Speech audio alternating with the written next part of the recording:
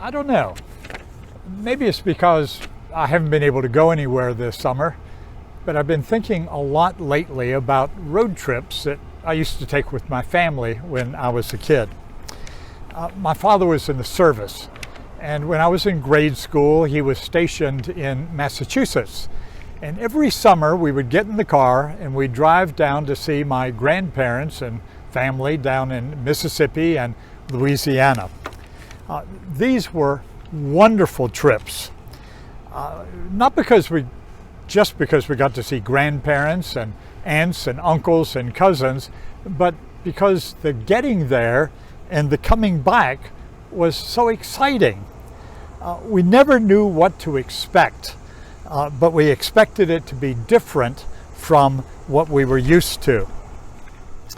Now, this was before the days of interstate highways, chain hotels, and fast food restaurants. It was long before GPS navigation systems and call-ahead internet advanced reservations. The only preparation my father made was to get the car checked over and to buy a map. And if one map was good, then 6 maps was even better. To this day, I love road maps. We never knew what to expect. Like when it came time to stop for lunch, there were no billboards advertising what chain restaurants are at the next interstate exit because there were no interstates.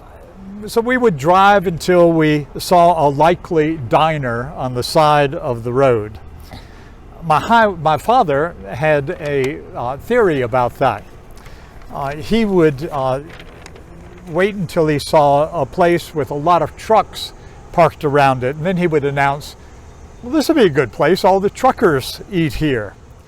It was rarely a good experience. The food at best was mediocre. The jukebox was so loud that it would rattle the silverware on the table, and my father was invariably referred to as Sweetie. Now, my father was a wonderful man, but by the wildest stretch of the imagination, he was not a sweetie. After getting back in the car, my father would mutter, "I don't see what the truckers see in that place." Well, hindsight, I could probably have told him. They saw a parking lot big enough to park a truck in. We never knew what to expect on these trips, like when it came time to stop for the night. Remember, this was before the days of internet reservations, and also before the days of even call-ahead telephone reservations. We would simply slow down every time we passed a motel to see if the neon sign out front said vacancy or no vacancy.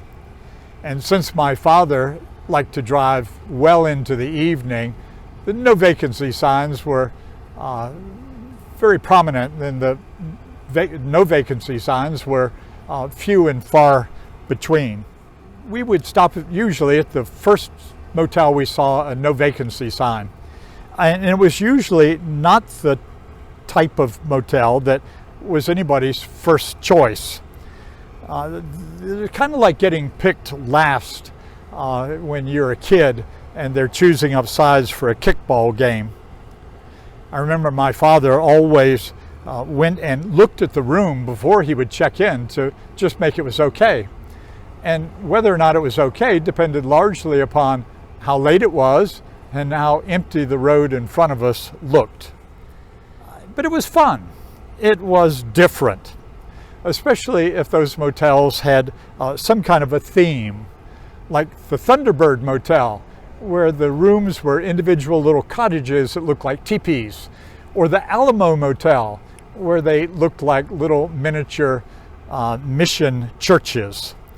That didn't happen very often, but a kid could always hope.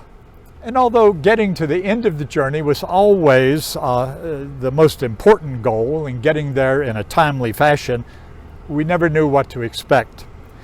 There might be a sudden detour to see Rock City, or maybe just a quick stop to stretch our legs. And I always thought that was such an odd expression, to stretch our legs and to look around some roadside attraction. And if there was a gift shop, then my brother and I might get a souvenir, something to remember this amazing trip. Those were great trips. We never knew what to expect, but we expected it to be different from what we were used to. They were always, or so it seemed to me, a real adventure. These are certainly unusual times we are living in. Some days it's hard to know what to expect next. Life is certainly different from what we were used to 6 months ago. There's talk these days about getting back to normal or to a new normal, whatever that might mean. I don't know.